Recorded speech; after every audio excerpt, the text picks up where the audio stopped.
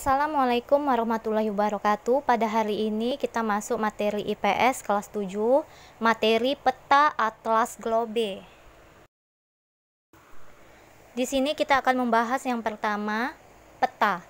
Peta adalah gambaran sebagian atau keseluruhan yang ada di permukaan bumi pada bidang datar yang diperkecil dalam skala tertentu. Manfaat peta antara lain mengetahui jarak suatu tempat dengan tempat lainnya, mengetahui arah suatu tempat, menjelaskan kondisi lingkungan suatu tempat. Komponen-komponen peta terdiri dari judul peta, skala peta, orientasi utara, simbol peta, garis koordinat, inset, legenda, sumber peta.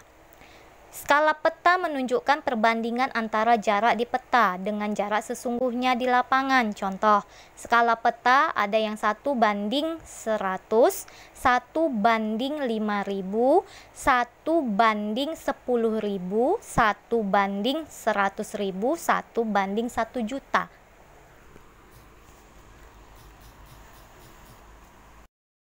Selanjutnya, coba perhatikan di sini ada rumus mencari skala peta.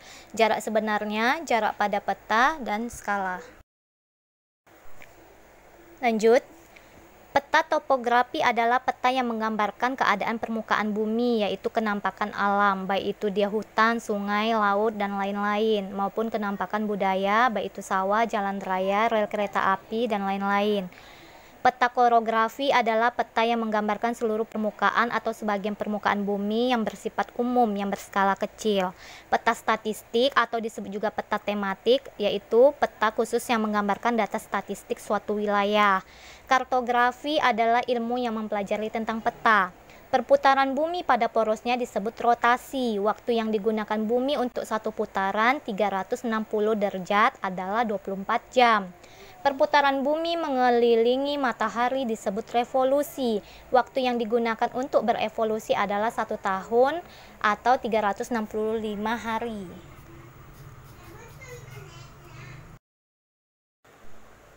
Selanjutnya di sini atlas dan globe. Atlas adalah kumpulan bermacam-macam peta dalam bentuk buku. Ada manfaat atlas. Globe adalah tiruan bola bumi dalam bentuk kecil. Manfaatnya juga di sini ada. Nah, sedangkan peta atlas globe pada prinsipnya sama, yaitu gambaran yang menampilkan keadaan permukaan bumi. Sedangkan perbedaannya, kalau peta dan atlas digambarkan pada suatu bidang datar, sedangkan globe digambarkan pada suatu bidang 3 dimensi seperti bola. Selanjutnya, coba perhatikan di sini ya, Nak, ada garis lintang atau garis khatulistiwa. Nah, garis khatulistiwa yang dilewati daerah-daerah di Indonesia antara lain Kota Bonjol, Sumatera Barat, dan Pontianak, Kalimantan Barat. Selain itu juga ada guna garis lintang. Terus garis bujur atau garis meridian, terus garis bujur 0 derajat, guna garis bujur ada juga. Coba perhatikan semua di sini ya, semua ada di sini. Selanjutnya, kita akan membahas tentang keanekaragaman flora dan fauna. Persebaran flora dan fauna. Flora ini disebut juga sebagai tumbuhan. Di Indonesia dibedakan menjadi 2 kelompok besar, yaitu Indomalaya meliputi kawasan Indonesia bagian barat, yaitu Sumatera, Kalimantan, Jawa, Bali. Indo-Australia meliputi kawasan Indonesia Timur, yaitu Sulawesi, Nusa Tenggara, Maluku, Papua. Jadi jenis flora ini dimanfaatkan untuk semua kebutuhan manusia. Ada juga karakteristik dari flora antara Indonesia bagian barat dan Indonesia bagian timur. Coba perhatikan. Selanjutnya, B. Persebaran fauna di Indonesia. Fauna disebut juga sebagai hewan, dikelompokkan menjadi 3, yaitu fauna bagian barat, tengah, dan timur. Garis yang memisahkan fauna bagian barat dan tengah disebut garis Wallace. Garis yang memisahkan fauna bagian tengah dan timur disebut garis Weber.